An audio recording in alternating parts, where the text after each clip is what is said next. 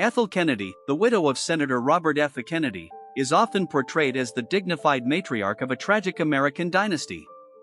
But behind her image of Catholic virtue and family loyalty lies a complicated, often controversial life. From emotional volatility to behind-the-scenes manipulation, Ethel's story includes private feuds, whispered rumors, and behavior that shocked even her political allies. These are the 10 most scandalous, shocking, and fascinating facts about Ethel Kennedy. Number 1. From wealth to the White House, Ethel's privileged youth and turbulent personal life. Born Ethel Skakel on April 11, 1928, in Chicago, Illinois, she was the sixth of 7 children in the wealthy and deeply Catholic Skakel family. Her father, George Skakel, was a self-made millionaire who founded the Great Lakes Carbon Corporation, a major coal and coke business. Ethel grew up in the exclusive suburb of Greenwich, Connecticut, alongside her siblings, one of whom, Rushton Skakel, would become infamous later due to his son Michael's murder conviction. Ethel attended the elite Manhattanville College of the Sacred Heart, where she roomed with Jean Kennedy, sister of future President John F. Kennedy. Through Jean, she met Robert F. Kennedy, whom she married on June 17, 1950. Together, they had 11 children, making Ethel the matriarch of one of the largest families in American political history. Her life with Bobby was marked by intense devotion but also turbulence, with RFK often overwhelmed by their chaotic household. A devout Catholic, Ethel was known for her strict parenting and refusal to tolerate rebellion. However, in the decades after Bobby's assassination in 1968, the Kennedy children were plagued by addiction, legal trouble, and scandal. One of the most tragic was the 1984 overdose death of their son David Kennedy. Despite her public image of grace, insiders have described Ethel as both fiercely protective and, at times, emotionally distant, struggling to maintain control amid the chaos of Camelot's unraveling. Number 2. Chaos at Hickory Hill, the Kennedys' House of Mayhem. While Hickory Hill was often portrayed as a symbol of Kennedy prestige, those who spent time there described it as wildly chaotic.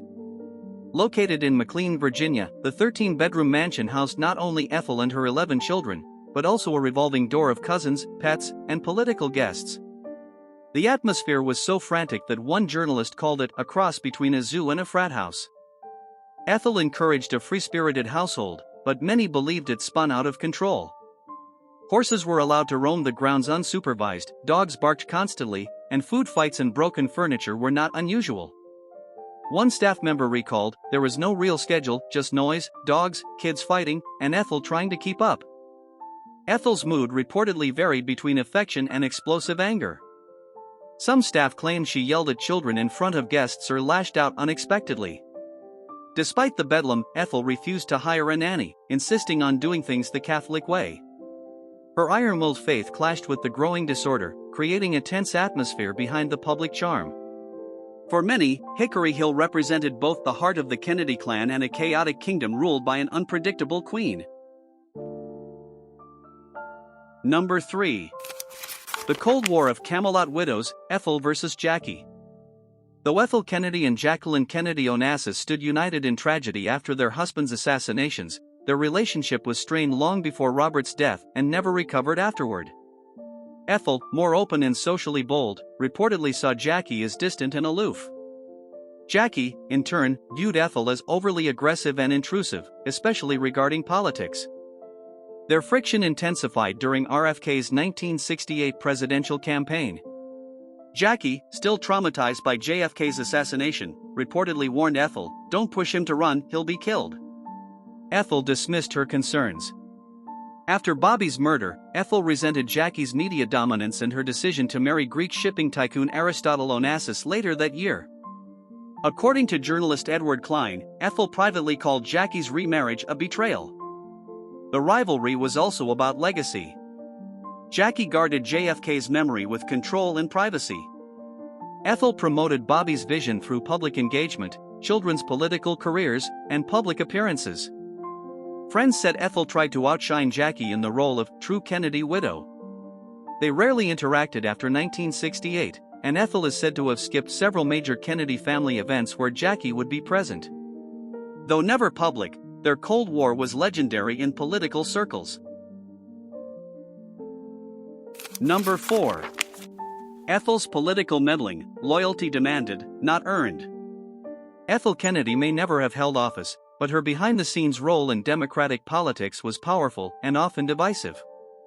After RFK's death, she became the gatekeeper of his legacy and used that position to shape political decisions.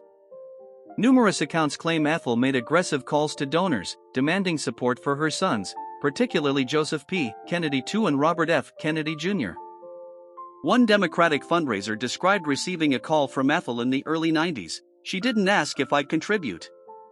She told me how much I was expected to give and when. If donors refused, she allegedly kept lists of disloyal supporters, which influenced future campaign invites and endorsements." Some politicians whispered that crossing Ethel was politically dangerous. She also clashed with DNC insiders over campaign strategy. One staffer said, "She wasn't just Bobby's widow, she acted like a Kennedy CEO." Her influence became particularly controversial when she reportedly pressured Democratic operatives to stay silent during family scandals, including Michael Kennedy's affair with a teenage babysitter. While her actions were driven by loyalty, many viewed them as controlling and ruthless. Ethel's political maneuvering blurred the line between matriarch and power broker, cementing her influence in the post-Camelot political machine. Number 5. Rumors of verbal abuse and staff quitting in droves. Multiple reports from former household staff described Ethel as demanding, sharp-tongued, and prone to fits of anger. Some claim she berated employees for minor mistakes, creating a hostile environment. One former maid reportedly quit after Ethel threw a cup at her. A family acquaintance told People, "If you crossed her, she'd let you have it fast and hard." These accounts contradict her polished public image and paint a picture of a difficult, unpredictable employer. Number 6. Feud with Jackie Kennedy, a Cold War between Camelot's widows. Ethel Kennedy and Jacqueline Kennedy Onassis were often seen side by side during the height of Camelot, but behind the scenes, their relationship was famously strained. Ethel reportedly resented Jackie's public adoration and media dominance following the assassinations of John F. Kennedy in 1963 and Robert F. Kennedy in 1968.